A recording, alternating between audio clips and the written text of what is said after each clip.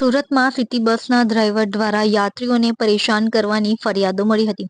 તે ઉપરાંત બસના કંડક્ટરો પણ મુસાફરોને હેરાન કરતા હોવાની પણ અઢળક ફરિયાદો તંત્રને મળી હતી, જેને લઈને તંત્ર એક્શનમાં આવતા બસ ડ્રાઈવર અને કંડક્ટરો વિરુદ્ધ પગલાં લેવામાં આવ્યા છે. છેલ્લા 17 મહિનામાં 1032 કંડક્ટરોને બ્લેકલિસ્ટ કરવામાં આવ્યા હતા. હવે લોકોની ફરિયાદના આધારે મહાનગરપાલિકા દ્વારા સિટી બસના 218 ડ્રાઈવરોને બ્લેકલિસ્ટ કરવામાં આવ્યા છે. સુરતમાં સિટી બસમાં લોકોને ડ્રાઈવરો અને કંડક્ટરો દ્વારા અનેક પ્રકારની હેરાનગતિનો ભોગ બનવું પડતું હતું, જેની અનેક ફરિયાદો મુસાફરો દ્વારા કરવામાં આવતી હતી, પરંતુ તંત્ર દ્વારા કોઈ કાર્યવાહી કરાતી નહોતી.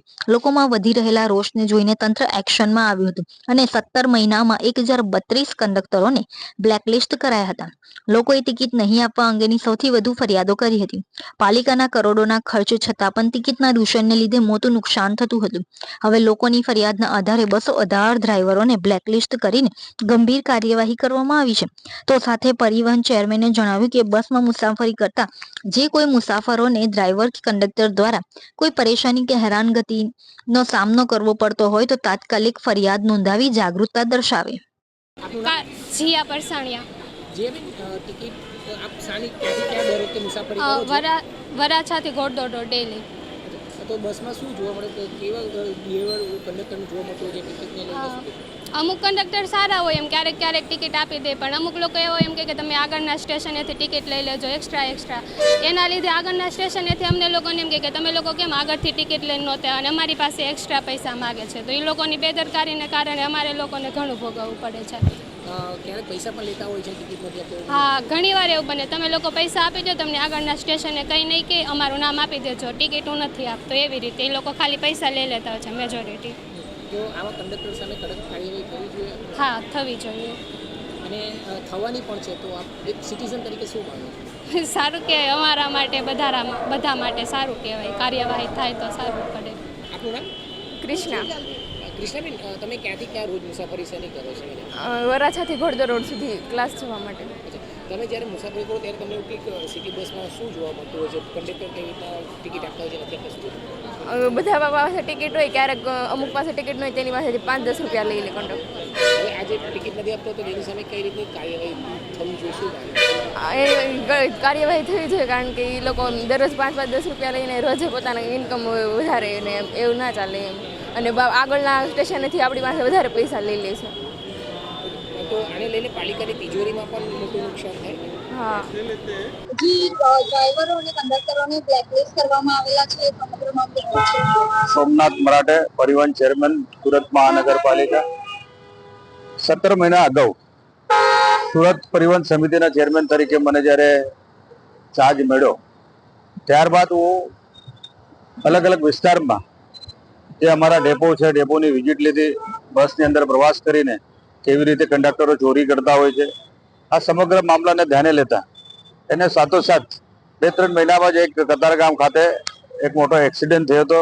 એક્સિડન્ટ બાદ તાત્કાલિક અમે એક 0 એક્સિડન્ટ પોલિસી અમલમાં લાવ્યા.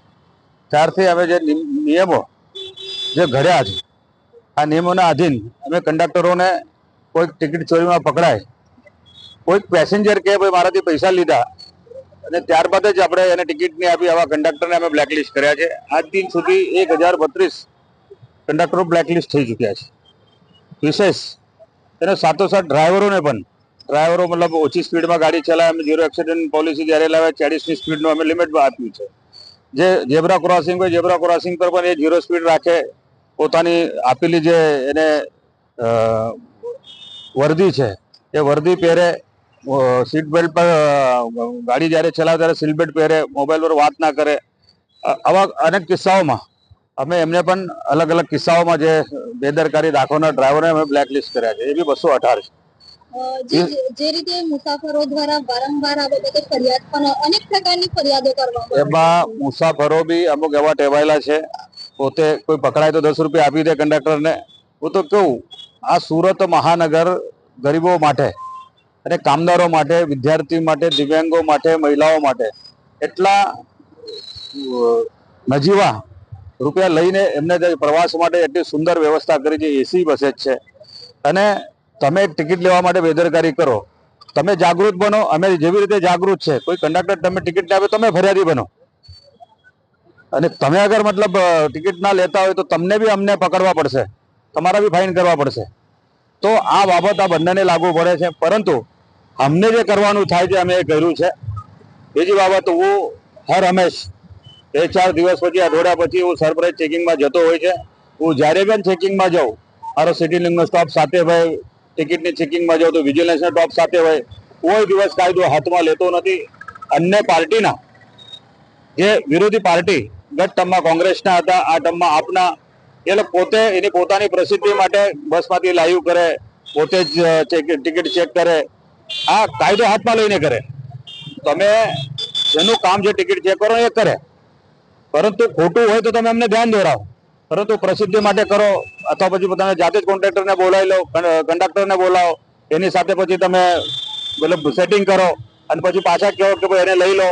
પરંતુ અમે જે સોફ્ટવેર વિકસાવ્યું છે, અમારો કોઈ અધિકારી, કોઈ પણ રાજકીય વ્યક્તિ, કોઈ પણ કોઈના પણ સગા લગા અમને ભલામણ કરે એવી અમે કોઈ એને માફ કરવાની સિસ્ટમ જ નહીં રાખી.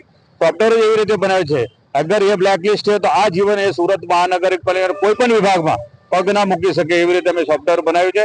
અમે બહુ ચુસ્ત છે. આવનારા દિવસોમાં હાલ જે BRTS ની જે એજન્સી છે એમાં આપણે લાયકાત શિક્ષણ ધોરણ 12નું લાવ્યા. 1 માર્ચથી એજન્સી આપણે એક્ટિવ થઈ ગયો. સિટી બસની અંદર બી નવું ટેન્ડર આવ્યું છે, એમાં પણ આપણે 12 ધોરણ પાસ. અગાઉ જે કંડક્ટરો કે કેશિયરો એનામાં શૈક્ષણિક કોઈ લાયકાત નથી, એના કારણે અન્ય ક્રિમિનલ ટાઈપના અને જે અશિક્ષિત છે એ બધા ઘૂસી જવાના કારણે એમને પોતાને એની ઉપર શું એક્શન થવાનું છે, આ સુરતની ઇમેજને શું નુકસાન થવાનું છે, પોતાના પરિવારની ઇમેજને શું નુકસાન થવાનું, એ કોઈ દિવસ એની એ નહીં રાખતા. તો હવે આ બધા જ સુધારા અમે લાવ્યા છે. તો હું 100% તમને ખાતરી સાથે કહું છું, BRTSમાં 100% સુધારો આવી ગયો છે. આવનારા દિવસોમાં આ સિટી લિંકની આપણા સિટી બસની અંદર પણ એ સારા બનેલા ગનેલા મતલબ કંડક્ટર આવશે અને સારી રીતે એનો અમલ પણ થશે. એમ ચિંતા આ શહેરના નગરજનોને કરવાની નથી. પરંતુ શહેરના નગરજનોને તમારા મીડિયાના મારફત હું એક વિનંતી કરવા માંગુ છું, તમે જાગૃત પેસેન્જર તરીકે પોતે ટિકિટ લઈને જ બસમાં બેસજો, એટલી જ મારી વિનંતી.